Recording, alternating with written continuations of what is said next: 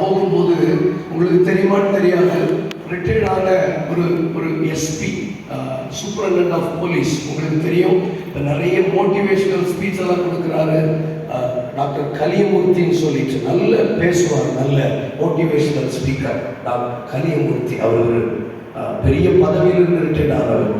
அப்போ நான் உங்களுக்கு ஒரு ஃபார் இன்ஸ்டன்ஸ் ஒரு உதாரணத்துக்காக நான் சொல்றேன். அந்த விமான நிலையத்தில் நான் உட்கார்ந்துருக்கிறேன், மலவாழ்ல நடந்தது. விமான நிலையத்தில் நான் உட்கார்ந்துருக்கிறேன். என்கிட்ட கேட்கிறாரு, nice to meet you, what are doing அப்படின்னு கேட்குறாரு. என்ன பண்றீங்க அப்படின்னு கேட்குறாரு.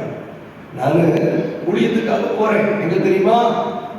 ஆந்திர பிரதேசத்தில் இருக்கிற ராஜமந்திரிங்கிற இடத்துக்கு ஒரு சபை பிரதிஷ்டை ஆராதனைக்காக போறேன். நான் சொல்றேன், என்ன சொன்னேன் தெரியுமா? ஐ ஆம் an engineer சொன்னேன். உங்களை சொல்லல, என்ன சொல்றேன்? ஐ ஆம் an engineer. ஏன்னா அவரை எனக்கு யாருன்னு தெரிஞ்சிச்சு, காவல்துறையில் பெரிய பதவி வகிக்கிறவர், ஆண்டவர் அறியாத ஒரு புறஜாதி மனுஷன். அவதானா இப்ப அவர்கிட்ட போய் நான் ஏசப்பாவுக்கு ஊழியம் செய்தேன்னு நான் சொல்லல. ஆனா எனக்கு சட்டம் தந்தது இயேசு. கீழே நின்று வானத்தை அண்ணாந்து பார்த்து விமானத்தை பார்த்தேன், விமானத்துல போக வச்சது இயேசு. அதை நான் என்ன சொல்றேன்? ஐ ஆம் an engineer. நான் சொல்லிட்டேன். அவர் ஃப்ளைட் வந்துட்டு அவர் போயிட்டாரு. இந்த பேதுருவை மறுதளிக்க வந்த ஒரு பொம்பளை மாதிரி ஒரு வந்தாரு. எனக்கு கேட்கல. இந்த பேதுருவை மறுதளிக்க வைக்கிறதுக்கு ஒருத்தி வந்தார்ல, அந்த மாதிரி இவர் வந்துட்டு போயிட்டாரு. இவர் பக்கத்துல ஏண்டா உட்கார்ந்தோன்னு எனக்கு தோணிச்சு.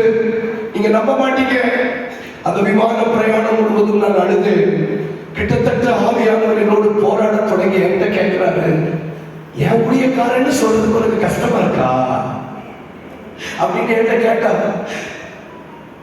I cried for more than 1 month. என்னை வாழ வச்ச நாமம், எனக்கு முகவரியாக இருந்தவர், குப்பையில கிடந்த என்ன சிறியவன புழுதியிலிருந்து எடுத்து பிரபுக்களோடும் ராஜாக்களோடும் பந்தி அமர வச்ச என் பேரை சொல்றதுக்கு உனக்கு வெக்கமா, இன்ஜினியர்னு சொல்றது உனக்கு பெருமையா இருக்கு, ஊழியக்காரன்னு சொல்றதுக்கு கஷ்டமா இருக்காப்பான்னு கேட்டார்.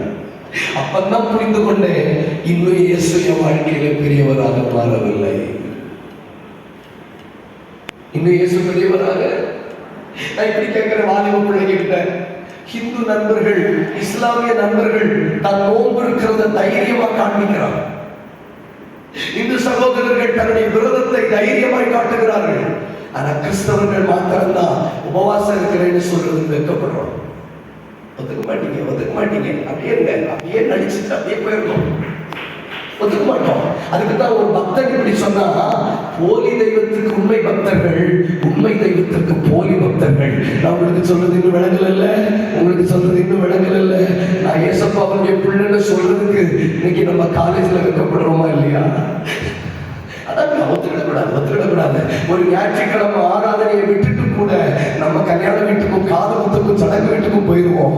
ஆனா அவன் தான் விசேஷத்தை விட்டுட்டு ஒரு நாள் வந்ததில்லை.